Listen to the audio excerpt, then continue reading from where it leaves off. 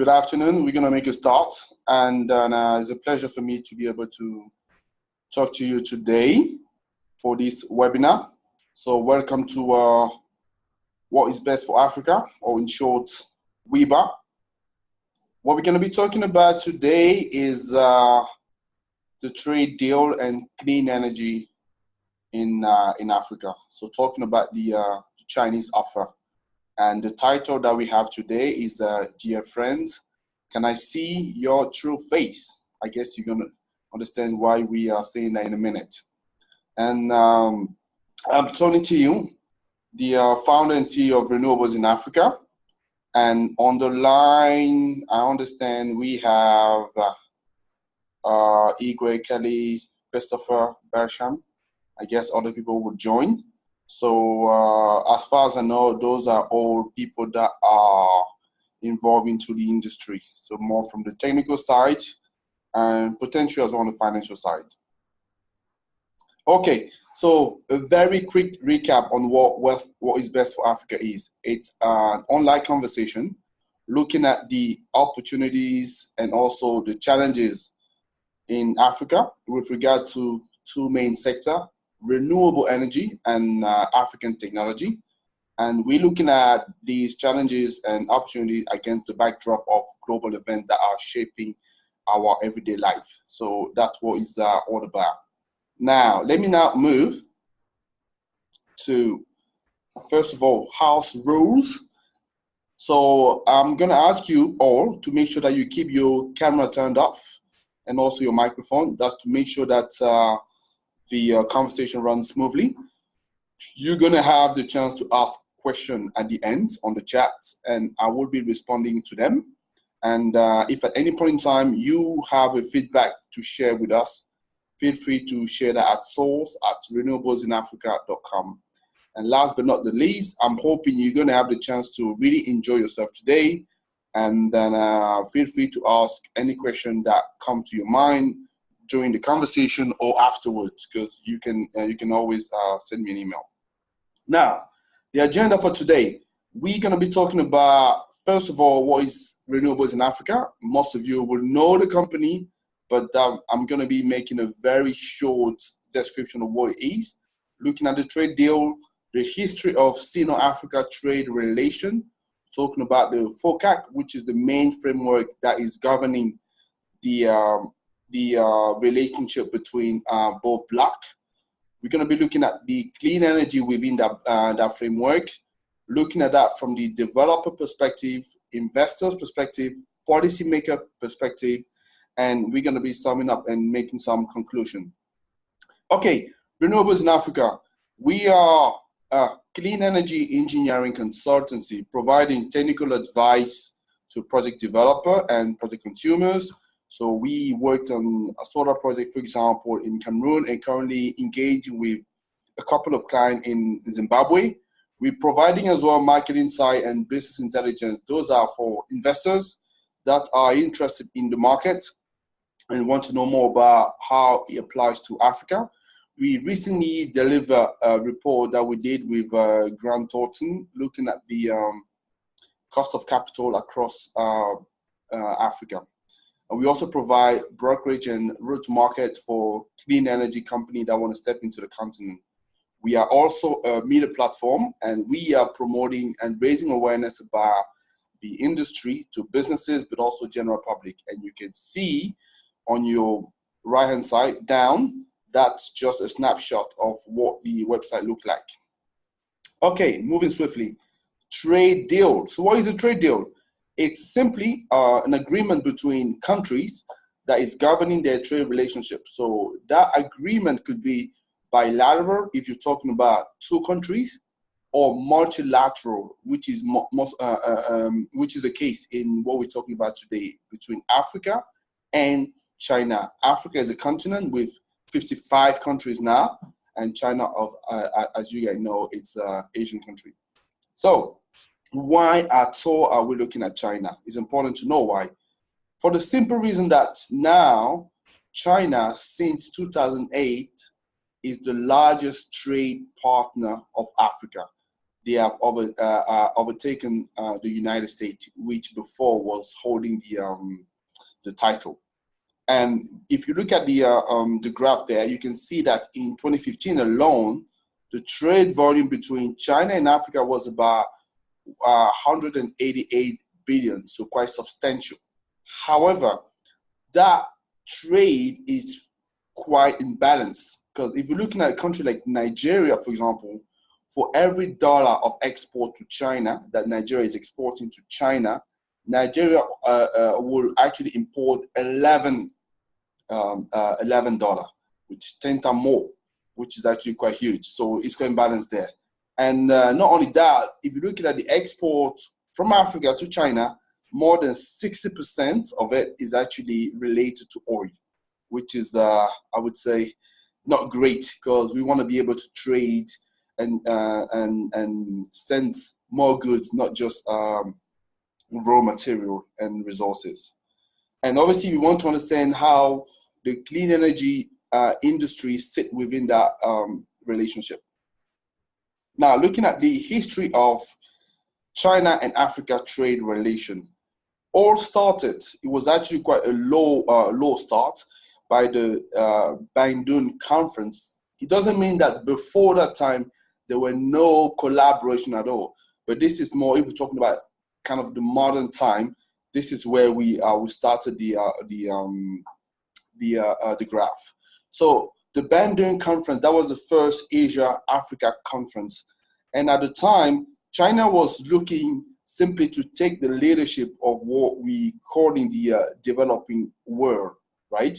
And it was really at a time of high political tension. You know, that was right in the middle of the Cold War, right? So that was important for China to develop, let's say, friendship.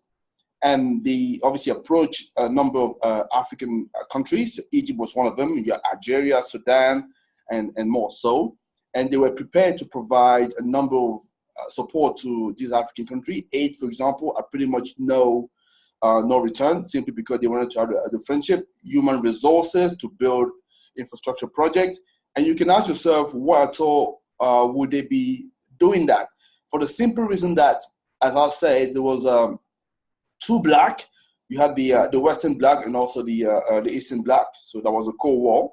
And thanks to those friendship, China was able in 1971 to replace Taiwan, you know, in the Security Council seat. So all that strategy was paying off for China. Now, in 1978, that was the time where China initiated important economic reform. It was focusing more on their domestic market. And during that time, the interest for Africa was waning. So instead, China was turning towards opening the dialogue with the West, which was bearing some fruit for them. However, with the Tiananmen Square protests, there was a big backlash of the West because of violation of human rights, backlash of the West against China with some sanction. And obviously, it means that China had to come back to very good old friends, which was the African continent. And the president, Jiang Zemin, in his African tour back in the days, he visited 6 countries, was able to reconnect strongly with a number of African countries. And he established at the time 5-point proposal, which was, I would say, the founding principle of the current framework that we have in right now, which is the FOCAC, which was launched in the year 2000. And the FOCAC is a conference, is an event which is held every 3 years, and they will alternate. For example, this year in 2018, it was in Beijing, and the year before, I believe it was in Addis, if I'm not wrong, but it was definitely in an African country. So let's look at what the FOCAC now is. Now, just to define what FOCAC means, it simply means Forum on China and Africa Cooperation. So what are the key principles? So principle of equality. So both bloc want to be treated fairly at the same level of mutual respect. is important, especially for African countries, because it was not always the case with other partners. So they want to be looking at feasibility of programs that they are deploying and developing, and they're looking at mutual benefit. In other words, win-win situation. So that was the three key principles that the framework is based on. Now, the FOCAC is operating on three guiding rules. So first of all, we're looking at a multi-level interaction. The first level here will be the level of head of state. You can see, for example, in the picture. So that was the meeting, the conference that we had this year in Beijing. You can see in the middle of the Xi Jinping, as you can recognize, and who was the chair. And I think the co-chair was the president of South Africa, Cyril Ramaphosa, which is, I believe, on the left-hand side of Xi Jinping. On the second level, you have a senior official that engaging before the event, and also the third level, you have the diplomats. Now, another guiding rule, it's a rigorous decision-making process. What does that mean? It means that every country is invited to submit project to China through the embassy of China in the country. So the project would be submitted to the Foreign Affairs, and after that, it will be obviously reviewed between the Foreign Affairs and Ministry of Finance. And once the project is approved, then China Bank can finance the project. So that's the principle that they're using for the decision-making process. And also, they're looking very, very closely in environmental consideration. And I have to say, China has to be congratulated in this step, because this is what really has been driving now progressively an increased focus into clean energy, like we will see in the coming slide. So, and that clean energy policy was gradual within the FOCAC. All started in 2000 when the FOCAC was created. It was simply a promise to address environmental issues, but there was no specific, as you know. So usually have those people meeting, the simple words, just lip services, and everybody's happy going home, but there was nothing concrete. However, in 2003, 3 years later, they put together an action plan, which was looking more at actual collaboration work between different countries, China and African countries, which was a little bit more concrete now. And in 2006, the China government officially pledged to promote clean energy across the world, but also Africa. So that was actually a very important step there, changing tune. In 2009, China announced that they would build 100 clean energy projects across the continent. And they will be focusing on technologies like solar, wind, biogas, and also hydro. And they also simultaneously announced that they were going to build 100 demonstration projects to boost the technology development and also the research, which is obviously very important. If we want the industry, I'm talking about clean energy here, to be mature. In 2015, they launched the South-South Climate Cooperation Fund. That was done during the visit of Xi Jinping at the White House. At the time, President Barack Obama was still in office. So, and that fund has an allocation of about more than 3 billion, which is quite substantial, right? And in 2018, which was obviously this year, there was a strong support for the Belt and Road Initiative. And the Belt and Road Initiative, if I may stop there just for a second, it used to be called One Belt, One Road Initiative. This is a huge, big infrastructure program that China has launched that is meant to connect 3 continents, Asia, Europe, and Africa. And the idea is to use that program to make sure that they can also drive the clean energy industry and actually push it towards all the countries that will be around the belt that they have designed. And also China is very much a strong supporter of the Sustainable Development Goal. It used to be the case with the United States at the time Barack Obama was still in power, but as you know now, so the current administration is not following those steps. Okay, if we're looking at what is the footprints of China in Africa in terms of renewables energy.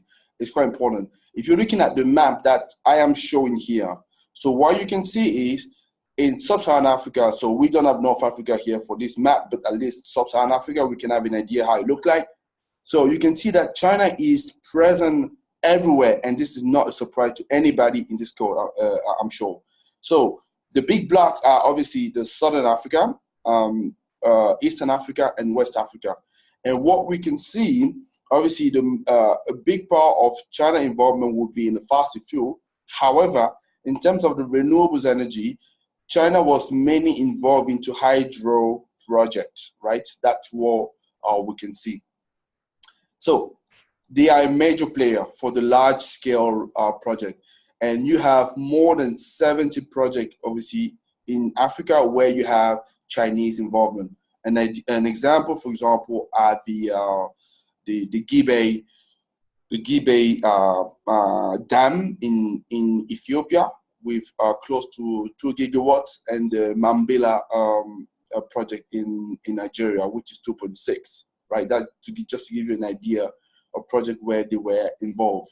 And if we're looking at what the IEA is telling us, we know that between the year 2006 and 2016, we had only 7% of China power generation projects that were actually non-hydro projects. In other words, only 7% where you had wind, solar, biomass, or whatever. So the majority of China involvement at the time was still hydro. So that's what I sort of will repeat here. So in terms of solar PV, the actual experience of China is relatively low, right? Project development. However, they are manufacturers, and we are not surprised to see that. So we've seen solar panel everywhere in Africa that are Chinese, and example like Yingli or Jinka Solar. And in terms of the wind, same thing. The experience a little bit more than solar, but still very limited. And in terms of manufacturer, you have, for example, turbine manufacturer Goldwind. If you follow a little bit the wind industry, I'm sure that's a name that you will recognize. And another one is Mingyang. So in terms of developers, so what does it mean, or what can we keep in mind?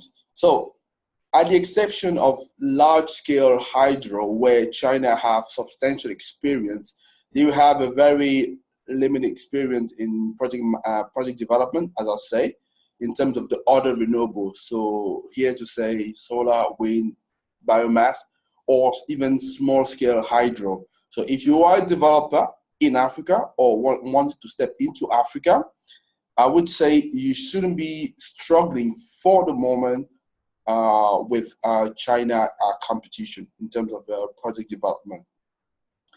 China investors are always very, very keen to step into project and to fund them, because as you could see, there are a number of funds that are addressing the African market.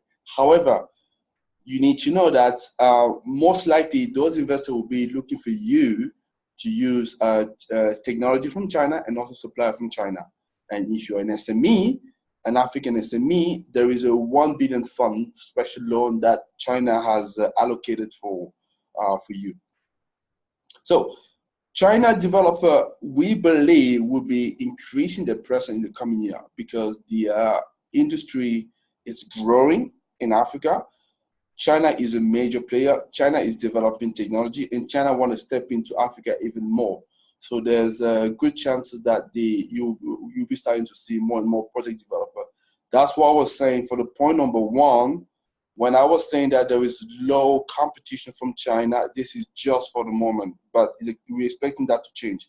So an example of project where China is involved now in terms of project development, you have the solar farm in Ghana, I think it's in Bui, it's a 200 megawatt project. You also have a wind farm DR in Cape Town, South Africa, and the Bemban solar farm in Egypt. And this is a huge solar project that they are building, where you have China money, but also China contractors. So China is increasing their presence in terms of project development. So in terms of the investor perspective, what should you keep in mind? So as I mentioned, the FOCAC, it's a central framework that is leading or governing the relation between China and Africa. As we can see from 2006, for example, the financial commitment has been increasing significantly. And this year, it was 60 billion. One thing you need to bear in mind, the 60 billion is actually not an increase compared to the previous FOCAC. And I will explain to you why in a minute, but it's still a considerable amount of money that you can see. And you can see, for example, between 2012 and 2015, the commitment has been triple, which was very impressive. And if you're looking at what is the breakdown of that money, you have export credit. In other words, this is the money that China is giving to African government that want to purchase Chinese goods or services. So the export credit is about 20 million. The concessional loan granted interest-free, 15. The special growth and development fund, so you have 10 billion. You have project that can benefit from China money, 10 billion, but you have to bear in mind that means you need to be involved with a Chinese firm, very important. And then at the bottom, you have the African export to China that has a fund that is 5 billion to support this step. So another thing to keep in mind is China is seriously being impacted by the current trade war with the US. You can see the graph there, which is literally showing the investment of China in all the other continents. And you can see in dark blue, Africa, and what you can see from 2017 is dropping sharply. I understand that 2018 is not finished yet, but clearly there's a drop. And if you're following the news, you have an idea what it could be linked to. That is linked to the trade war of the US, the tariff. You know, both countries are trading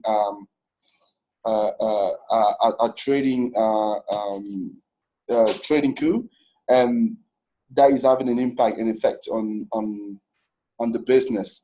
But I will also have to say that this is not entirely linked to the trade war only.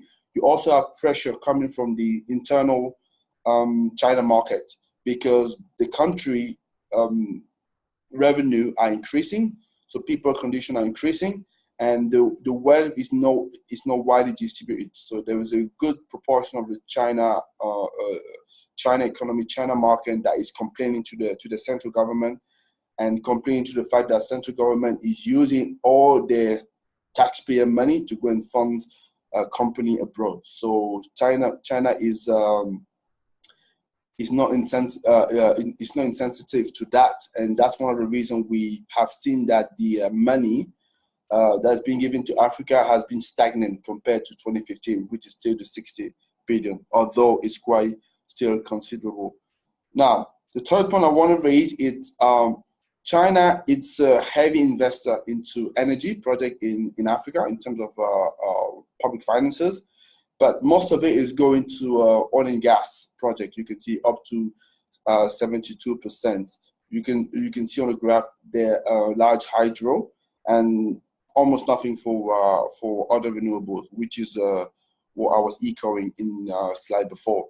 But we believe that with the establishment of the South-South Climate Cooperation Fund, there will be more money flowing into the sector. At the moment, obviously, they're going through some turbulences linked to, I would say, the current geopolitical situation. But in terms, we believe that those investments should be coming into the sector and into the continent. Now, in terms of the policymaker perspective, it's good to remember that, as we all know, so China has a policy not to interfere with Africa internal affairs, and that's probably the reason why they were so successful in their expansion. Because, as you know, there is a number of strong men in Africa, and they don't necessarily want people to come and get involved into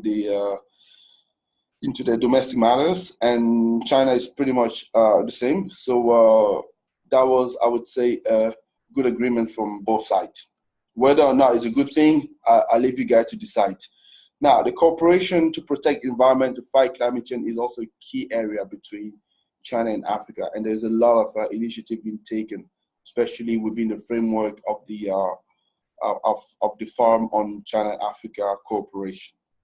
An idea of that, it's the China-Africa Partnership on Climate Change. That's just an example. And a lot of people have been talking about loan from China to Africa. They are growing. They clearly need to be monitored by the local policymaker. And although there is no public official figure in China, the China-Africa Research Initiative has been estimated that between the year 2000, visibly when the FOCAC program started in 2016, the cumulative debt, that was aggregated by African continents about 124 billion. So that's for you to see. And you can see on the graph, obviously, how it has been evolving. So the peak seems to have been 2016, and now that's dropped sharply. I would say probably a good thing. Now, in terms of few conclusions, so what we can say is the FOCAC program has definitely transformed the SINO-AFRICA trade relationship, right? So we have seen that since 2000 and 2018, the level of financial commitment and the trade volume has just exploded. And most of the investment have been going to infrastructure projects, although they are mainly focused into fossil fuel. Renewable project was still present with large hydro project, and we believe that in the coming years there will be more and more projects developed by China into the sector. So China obviously have been stepping up their involvement in clean energy, and they would do that as investors, as suppliers, and also project development, as I mentioned in a couple of slides before. And the relationship, as I was also saying, clearly needs to be more balanced to make sure that it also favor African businesses, or at least a lot more than what it's doing at the moment. So the AFTA, which is the Africa Continental Free Trade Area, which is currently being discussed, should be a game changer for China, not only because it's the largest trading partner, but it's also a game changer for all the other trading partners from Africa, because this is about creating one single big market for the continent, almost close to a billion people market. So who will say no to that? And should Africa be able to come together and speak to one voice, there is no doubt that they'll be able to weigh a bit more in the discussion they're having with their big trading partners. Okay, so what's on for renewables in Africa? So we have released the report with Grant Thornton about the discount rate in renewable energy project, and it's live and available. So I believe you have sent an email, but if you can't get hold of it, make sure that you can contact me and I will forward that to you. And then we also preparing a survey reports that we've done with Energy Jobline, and we should be announcing as well our official collaboration with them in a couple of days. And one news as of this morning, so I have joined a platform which is called Green Crowds, focusing on supporting financially, also technically, small and medium enterprise in Africa. And then I guess the press release has already been published on Green Crowd website, and Renewables in Africa will be doing the same as well later today. So we involve into project in East Africa and many other regions, so Philippines, Zimbabwe, Puerto Rico, and so forth. So that's all I could say for today. So I'm hoping you've been able to learn a couple of things. And now, so I'll be more than happy to pick up your questions. And remember, guys, so I want you to use the chat to ask questions. So I'm probably going to give you a few seconds to do it.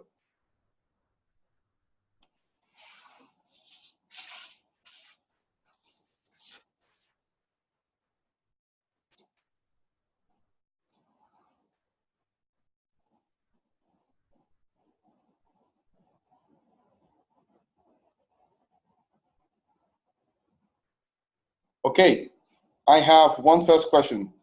And the question is, why should Africa consider Chinese loan? Very good question. Very good first question. I know there have been a lot of debate about, Africa picking up a lot of debts from China, where we were all complaining about debts we were having from other part of the world. So my response to that would be that, first of all, what we know and what has been established by many organizations is that to fight, for example, climate change, so the continent, so the African continent, will need on average about 20 to 30 billion dollar per year, right? And what is also known is that African countries, some are big, but we not that wealthy, or at least not that yet, relatively in comparison to other parts of the world. So in order for us to tackle those issues, so we need to borrow money from somebody, right? So now that somebody could be the United States, it could be the EU, it could be as well the IFC, the World Bank, the African Development Bank. There are different avenues, right? So if we're looking at the business equation, so how does it look like? So the benefit with China loan, I would say, is the fact that China is able to provide low interest rate to Africa, to African countries, and they would do that irrespective of the actual income of the country, which is not the same for all the trading partners. What I'm trying to say here is, for other partners, for example, the EU or the United States, for you to be able to benefit from the lowest interest rate, so most of the time you will need to be part of what the group called the LDCs, which is the least developed countries. So it means that for a country like Cote d'Ivoire, Cameroon, or Nigeria, who qualify as middle income countries, they will not be able to access those rates, right? Because they're not part of the LDCs. With China usually will look at the project simply, basically on the feasibility and also on the return, and the possibility for them as well to recoup their money quickly, irrespective of whether or not you're part of the LDC or not. And if you meet the criteria and they're happy with that, then they can give you those low interest rates. So that's one one benefit. So the second one is the rate, the money provided by China could be quicker to access. If I compare that with other avenues, you will need sometime between 5 to 10 years, right, to be able to finally get money from other trading partner or other trading avenue. In China, it could be much quicker. It could be up to 2 years or even less than that. And the reason is, so China is not will not take into consideration many other aspects, like, for example, the political aspect, the human rights aspect, or whatever, because they have agreed with those African countries that the internal affairs is not the issue, or they're looking at simpler on the project. So obviously, if you're an African country, so you'll be quite interested by such a position.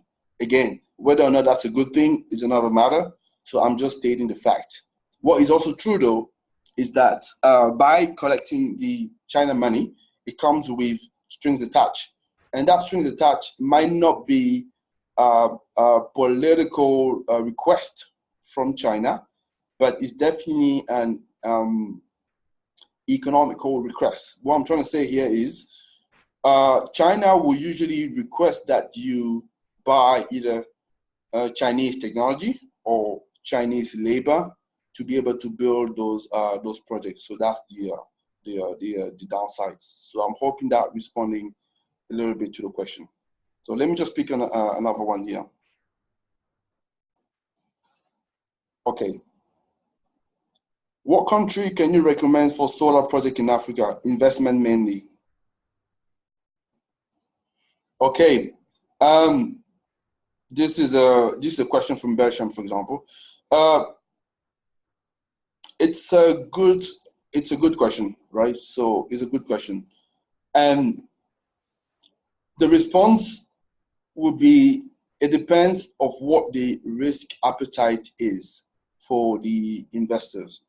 So if the investor is looking for low risk, which most of them would do, I guess you want to be looking at countries where there is a strong regulatory framework to be able for you to implement and deploy your project and make sure that you can recoup your money. And those projects would tend to be, countries like South Africa for sure, which has the more mature market in the continent. So you will be looking at Kenya, for example, and to some respects, I would say Nigeria and Senegal. Senegal now, because Senegal, with the scaling solar program that they have been rolling out, they've been able to streamline their policies significantly, making it quite attractive. But then again, when we're talking about the solar market, so the solar market, it's quite diverse, right? So you have the utility scale market. So you have the solar home system market, which is the smallest, and you have the industrial and commercial, right? CNI, yeah, as usually people will referring to. So that will depend on where exactly you'll want to fit, right? So for solar home system or off grid, so the biggest market at the moment is East Africa, but Nigeria with the target of 10,000 mini grid that they want to build, I guess by 2023. Obviously, it's taking an aggressive step. So it would depend exactly where you want to go. So yeah, so hopefully that responding a little bit to your question. So let me just pick up some others. Okay, so I guess there was a follow-up question saying that utility scale PV. Okay, yeah, for the utility scale PV. Okay, if you really want to have, let's say, good value for money, I would advise looking at projects, countries that are implementing the scaling solar program. For the simple reason that the scaling solar program is a one-stop shop developed by the IFC, where the framework is bringing together private investment, public investment, but also a policy that has been rolling out. And because they've been able to do that, we've been able to see groundbreaking solar prices achieved for those projects. The first one was Zambia, who achieved, I think that was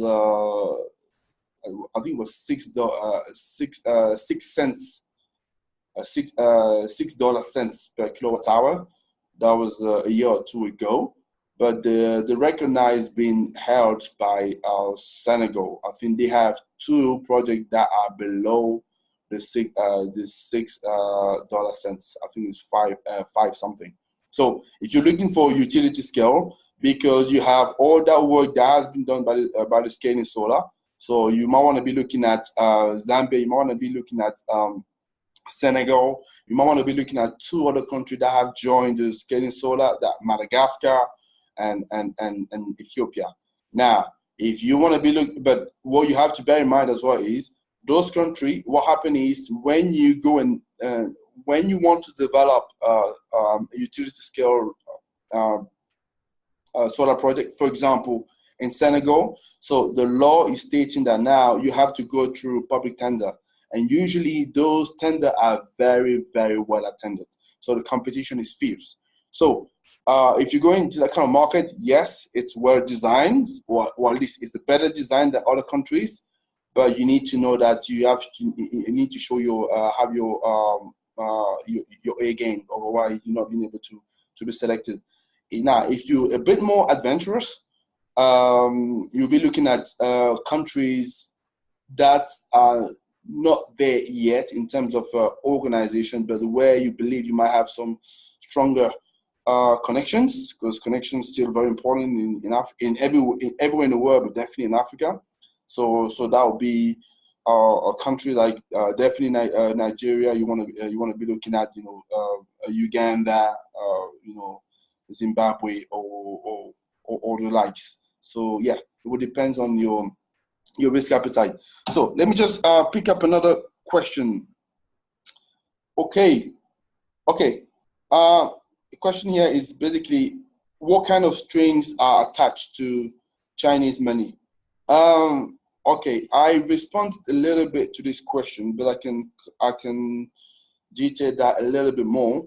So usually when China investors are providing you with the money, they were expecting you to buy Chinese technology and also Chinese suppliers. In addition to that, what I have not said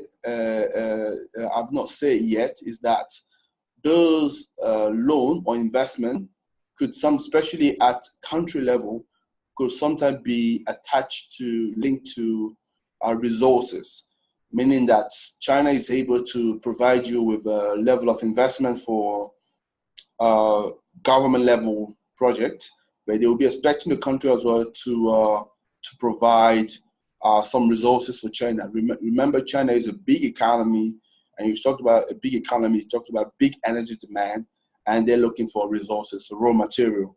So if you're able to trade your resources for investment, yes, you are at play. So those are usually the kind of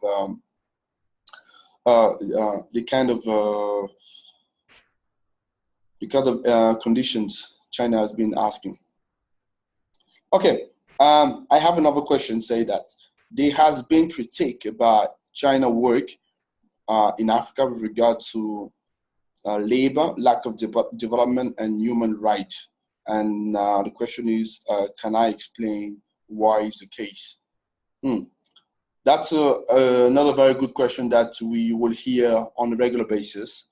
And then I will say this is linked to different approach from China, especially with regard to the world culture, right? So in China, so it's still very much a top-down approach, right? It's very there's a big strong hierarchy there. So the chief is the chief, so you can't dispute that. So they would tend to have authoritarian, I would say, regime even at work. So you shouldn't be surprised by that. And also the labor standards, I wouldn't say they are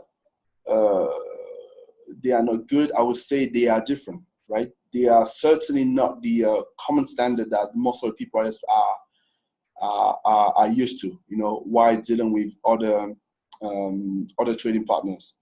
And because of those labor standards that are unique to China and some Asian market or Asian countries, that's why you will see some abuses that are taking place. And also in terms of project management for these big projects, if I may say so, even if I repeat the word.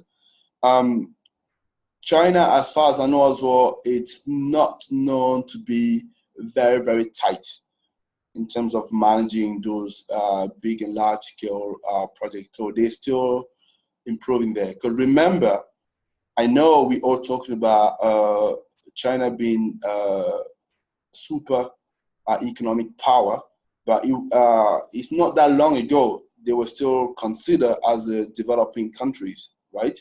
So yes, China has a lot of money at the moment, but in terms of I would say of best practices and method, they still have a long way to go compared to these other countries, and that's probably the reason why we're seeing a lot of issues, right, with labor, the lack of development and human rights. So yeah, that's one of the idea. Another questions? Yes, I'm being asked here. So how can I explain that China is mainly involved into hydro and not in solar and the rest? Okay. The straightforward answer here is it's simply because they have been taking that from their own experience, what they have been doing in their country, in China. So they have substantial experience in hydro, hence it's easy just to replicate the job in another continent. So that's what we're seeing that in Africa. And also remember that hydro, it's a lot more mature technology. It's a renewable energy source, right? But it's a lot more mature. In Africa, for example, ever since we had our independences, different countries, yeah. So most of I think we have more than 50% of country in Africa that have actually power grid, which is mainly supplied by hydro. So it's a technology that we very well understand. So the investor understands, and China has developed substantial knowledge and skill around that. So hence it was easier, like I said, to just go and repeat that. Okay. Yeah. Oh, good question. What can we do to stop the dump cheap solar product in Africa? Yes, that's true. I would say there is a little bias though in the question, right? First of all, I would like to say that not all Chinese products are subpar standards. I want to make that very, very clear. Yeah. So maybe at the start of the industry, but not so much. If you remember, for example, I mentioned big manufacturer that everybody know in the industry, everybody respect, like Jinko Solar or Yingli Solar. Those are actually top companies. But what happened is, like many countries, so they are different level of product, right? So usually the cheapest will be dumped in Africa and other places, and China is not the only one to be doing that. And because a lot of people in the continent are still only considering the price when they buy their solar product, they will tend to go for those goods. And obviously, when those goods stop performing much earlier than what they expected, so they are disappointed. So yeah, so not all Chinese products are bad products. Having said that though, so the way to stop it for me, first of all, it's to raise awareness, to the customer base, but also looking at government to raise the standard, establish standard to make sure that product that get into country will respect a certain level of quality. And if it's not the case, they should not be allowed to come into the market.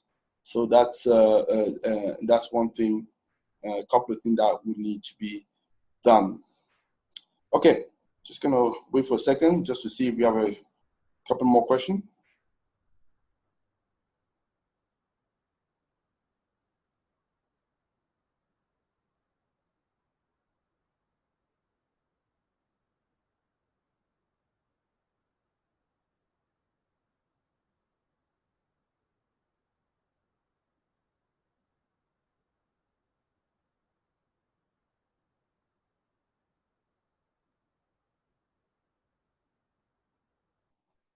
Okay, I think a couple of questions just to finish. Okay, I think that is really this is related to a question that we discussed early on, but I'm still going to take it. So the question is, there has been some issue with CSR with Chinese project in Africa, and again asking me to explain. So CSR, just for everybody benefits, it's corporate social responsibility. So I think we hopefully all know that. And the issue is the CSR, just simply, it's still a relatively new concept in China. Yeah. So this is not something China was very much accustomed to, looking at obviously the work culture that they have in the country. So now China was thinking, the perception of Chinese company, international Chinese company, a few years ago, was that CSR was purely just related to building schools and clinics, and that was it, right? With regard to labor rights, or what people can say human rights, so it wasn't much. So it wasn't much so the interest. They wouldn't care about that much. Having said that, because Chinese companies have been partnering with a lot of other international companies, especially for consortia they built for different projects. So they have had to learn, and they're making a number of progress at the moment. So I would say that it used to be very, very bad for CSR, but it's getting better. Yeah. So okay, one last question after we wrap up, and it's a sweet question. And question is China better than the West? Well, whoa, catch-22 question. That's a good for a finish. It's always difficult to respond to this kind of question. I would say it depends what you're looking at, right? We talked about the loan early on, where we were saying that China can give low interest rate loan to pretty much any countries in Africa, providing that you're able to demonstrate that your project has a strong footing. So if you're taking that as a criteria, yes, China will be better, because that means, you might be South Africa, so you might be also Ghana. You can still get the same interest rate than a country like Liberia would have. So in that sense, yeah, they're better. Now, if you are a country who care about, I would say, labor rights and also quality of work performed, so you might be a little bit, I would say, disappointed by some of the Chinese performances. However, to China benefit, I would want to say that, in terms of infrastructure project in Africa, China has done a significant amount of work, right? And they really, really need to be congratulated. I know they are issued because they brought a Chinese worker in the continent. First of all, you have to realize that at the time, I'm not sure there was a lot of skill in the continent. So if you wanted to build the facilities, so you need to get the workforce from somewhere. So they've done tremendous amount of work there. So having said that, though, so it's also the responsibility of China. We talked about CSR, and also a country that care about the welfare of people, but also the responsibility of government to make sure that the measures are there to make sure that the people of the country are getting trained to be able to pick up the baton and to be able to develop that. Because as far as I know, there are not that many big African international company that can do work in Africa, but also abroad, right? That's really a significant shortfall that we're having, and African countries need to be working on that. So in a nutshell, I would like to think that the Chinese involvement in Africa has been relatively good, but it can be improved, yeah, and it should be managed. It was very good for a start because we needed that, Africa needed that, but now with things improving and evolving, we want to be changing the relationship, which is not a bad thing to do. So, and that would be the words for the start and the finish, and I'm hoping you guys have enjoyed the conversation today. So this is it for today. I just have a short poll that I want to run, and after that we're done. So I've just launched the poll, so waiting for you to participate, and after that we can close the meeting.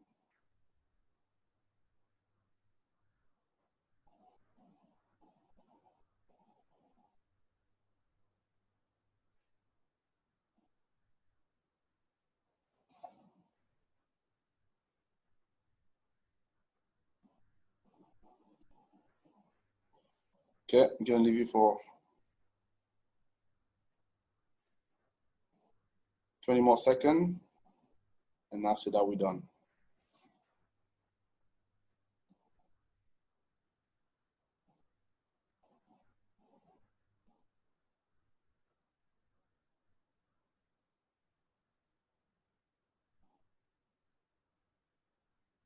Okay, guys, it was a pleasure talking to you today, and I'm hoping you've enjoyed the conversation. Feel free to send me feedback, and I would appreciate it.